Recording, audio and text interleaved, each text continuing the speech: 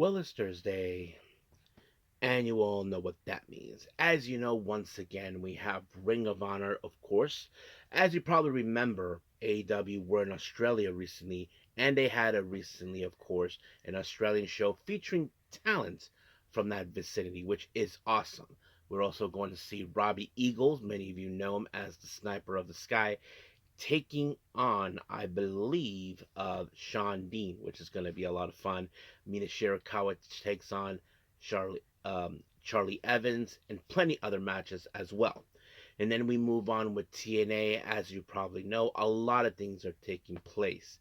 Well, the TNA International title is defended. Trey Miguel defended against the man he defeated it for, of course, Stacks, and a lot of things are going to be taking place as well.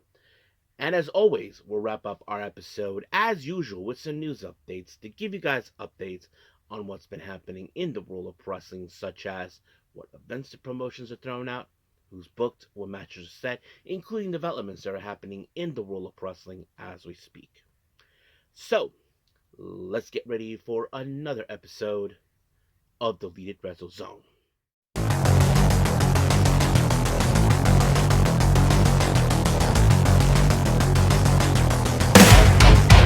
Are you ready? Get up, get up! Get up, get up! Get up, get up! Get up, get up! Get up, get up! Get up, get up! Hey everyone, welcome to Deleted Wrestle Zone, all things that is pro wrestling with AEW, NXT, New Japan Pro Wrestling, TNA, the National Wrestling Alliance, various promotions, wrestlers, matches, and championships. I am your host, J-Rod here. So, if you are new to the channel, welcome. This is a channel we do a lot of pro wrestling reviews from various promotions, not only here in the United States, but also in Japan, Mexico, Canada, Europe, the UK, anywhere where wrestling is not as big, but it continues to grow. We also, of course, do discussion videos, talk about various topics such as the wrestlers themselves, the promotions, factions, storylines, whatever we want to talk about. We also, of course, do more news updates. If certain information is unable to be on this episode, we can either put it on the next one or on a separate video by itself. We also, of course, do real-time news updates to keep you guys on alert if something has happened in the world of wrestling that needs to be addressed ASAP. We also, of course, got the Unagi Sayaka Watch and various other cool wrestling content as well. So if you like what you see, please subscribe to us and click on that subscribe button. You'll be getting a lot of daily reviews and other cool wrestling content as well. But if you like this episode, please give us a like on the like button or a nice comment in the description down below. Now, enough of the jibber jabbers. Let's get to it. So, let's begin with Ring of Honor.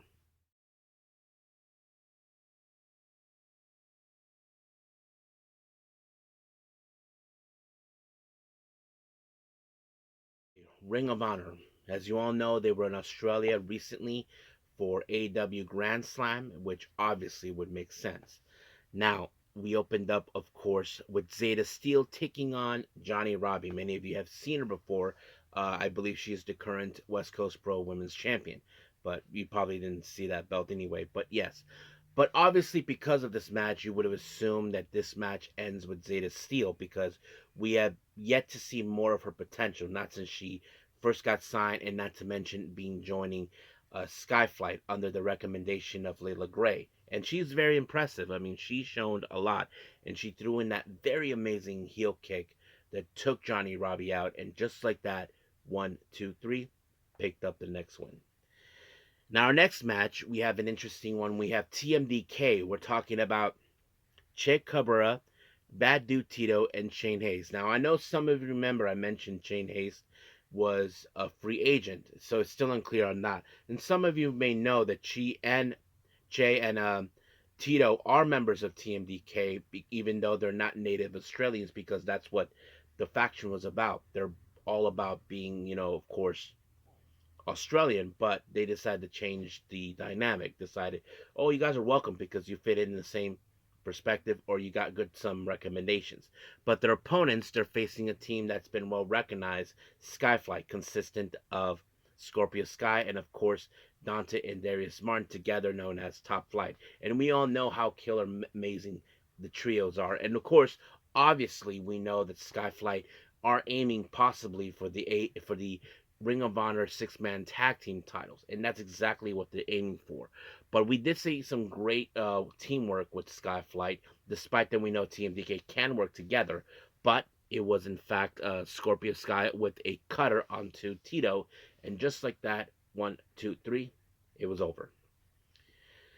Now, our next match, we have, of course, Australian's very own Dunkzilla, Mark Davis, taking on the Tuckman. Now, I don't know who this guy is, and he did put up a fight, but unfortunately, he did not come out unscathed until Mark Davis took him out with a lariat, and just like that, 1, 2, 3, done.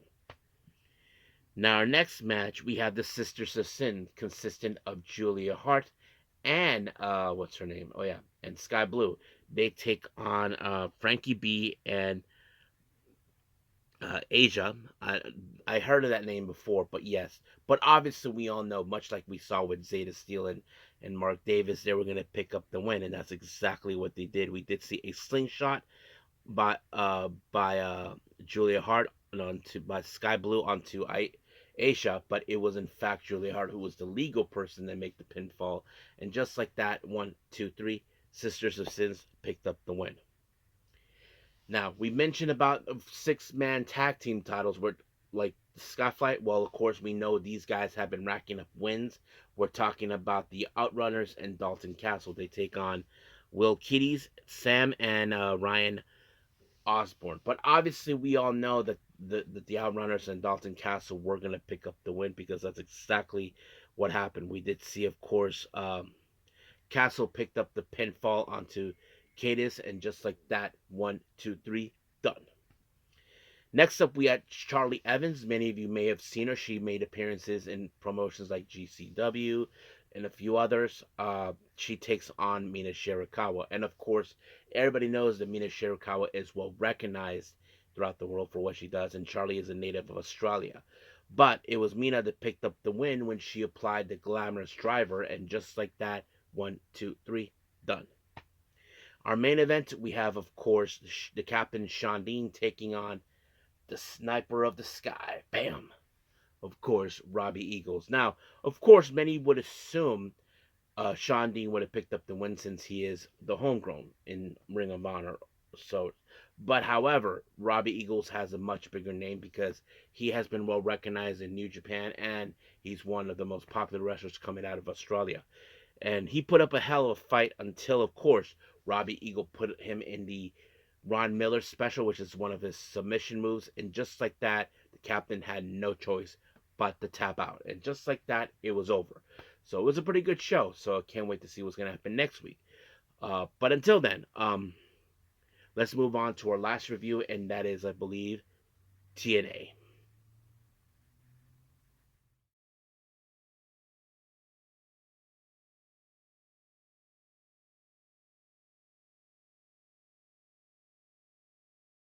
Okay, TNA. So a lot of things have taken place. Now we opened up with Indi Hartwell taking on Heather by Elegance of the Elegance brand. Now, of course, we did hear Ash by Elegance in the commentary booth, ranting about last time where Mickie James had to ruin her thunder at No Surrender.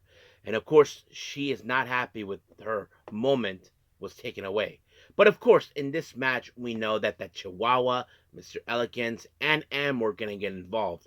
But oops, they got caught and they were told to leave. And Ash by Elegance had to go a temper tantrum because of it. But however, she tried to help Heather to ensure she wins, but it backfired because it was Indi with the hurt donut onto Heather, and just like that, 1, 2, 3, it was over. So basically, Indi Hartwell came out well.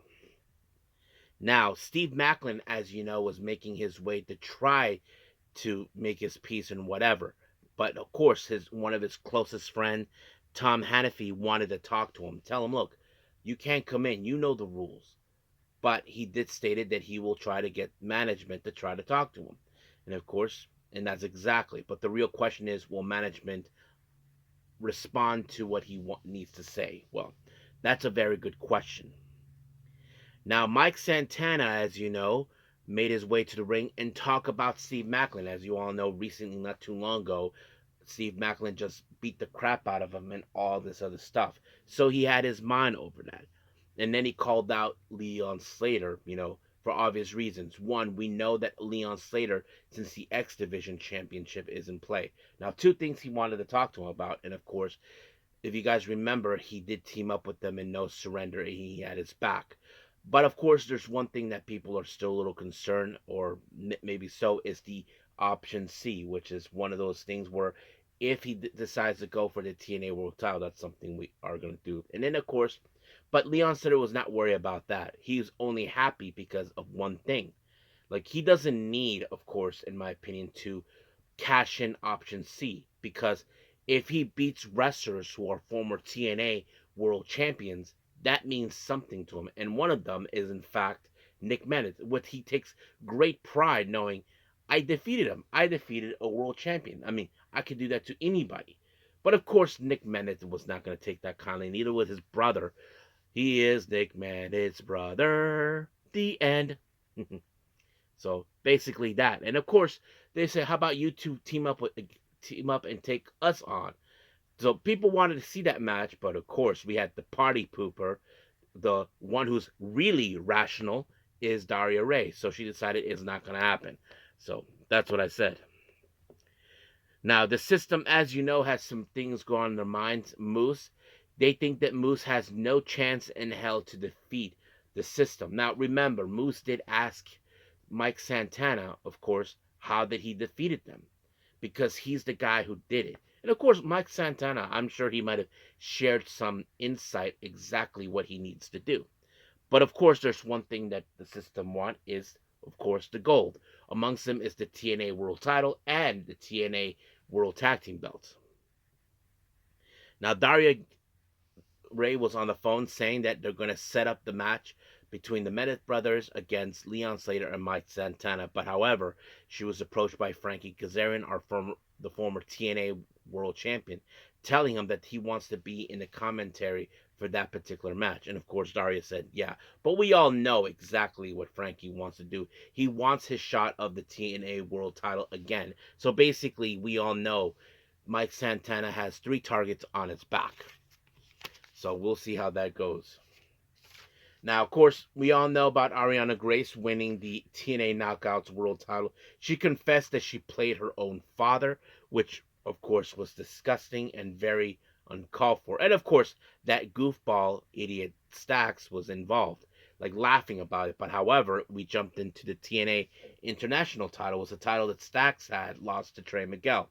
But however, of course, Ariana tried everything in her possible to get involved. But the biggest mistake was for Trey Miguel.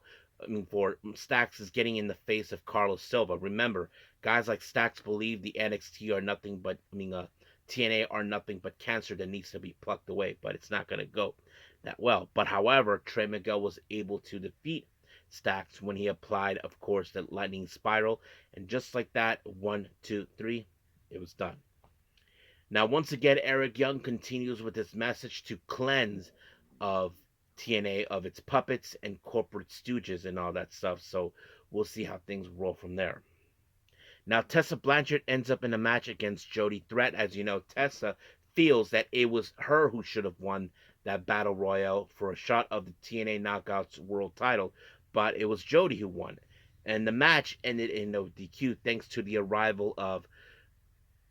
Myla Moore and Victoria Crawford. But luckily, Jody Thread had help from Harley Hudson and Myla Grace, so basically she had backup. Now our next match, we have Sinner and Saints taking on BDE and Rich Swann. I thought the match was pretty good, not to mention Sinner, Saint, Judas Icarus, and Travis Williams. They do have some great tag team, but BDE and Rich Swann are getting the footing. But unfortunately, BDE ended up on the wrong side of the high-low by both Icarus and Williams. but it was Icarus that picked up the win. 1, 2, 3. It was done. Now, Mance Warner and Steph Delanders had their fair issues towards AJ Francis, if you guys saw what happened at No Surrender. So it seems that they have some unfinished business to settle with him. So that's going to be interesting. Now, the Hardys, as you know, continue to make noise until the system are, of course, as I mentioned, they're targeting the TNA World Tag Team belts. But luckily, the Hardys had backup, and that is the Righteous. So sooner or later, we will see the Hardys and the Righteous team up to take on the system once and for all. So we'll see. Now, Elena Black, as you know, made her presence known to do a promo, and she had a particularly problem with one particular person, Mara Shadade, who caused her to be eliminated for a shot of the TNA knockouts. She feels that has a hierarchy than her. But we all know Mara Shadade, she can reach the sky no matter what. So we'll see where that plays out too. Now, our main event is the Guitar Case Casket match. The feud between Elijah and Mustafa with the Order 4 continues on. And of course, all hell was going to break loose. Now, originally, the Order 4 were banned from ringside. That was the original intent. But, of course, we did see that the Order 4 came out when Mustafa Ali applied the 450 through a table outside the ring to Elijah. And, of course, we did see the Dumb Hands and Tasha throw concerns over Mustafa, while Agent Dumbass decided to grab Elijah and put him in a casket to ensure Mustafa closed it. But he got powder in the eyes and taken out. And then, of course, we did see some shades of gray of Genesis. As you all saw recently, we saw that, what's his name? Elijah was attempting to apply a tombstone onto Tasha Steele. Something, of course, that Mustafa did to Jada Stone. But however, Mustafa intended to save her. Well, let's just say Elijah played along, and Mustafa accidentally hit Tasha Steele's with the chair. And of course, he knew he messed up. So that was really messed up too. And then Elijah really whacked him in the face with the guitar. Then the dumbass tried to get involved once again, but got put through a table. And then we did see, of course, Elijah chokeslam Mustafa through the door into the casket, and then he closed the casket up after removing the door, and just like that, 1, 2, 3, he picked up the win, just like that. Now, I know some people recently were talking about this match, like, dude, you're trying to copy the Undertaker. Maybe so, but he's nothing compared like him, you know. But he's a lot of fun to enjoy. I'm not gonna lie about that. So that's what the opinions are being going around. So what do you guys think? It was a pretty good show, yeah. But we'll see what happens next week as we go. So pretty much we're done. Let's move on with some news updates.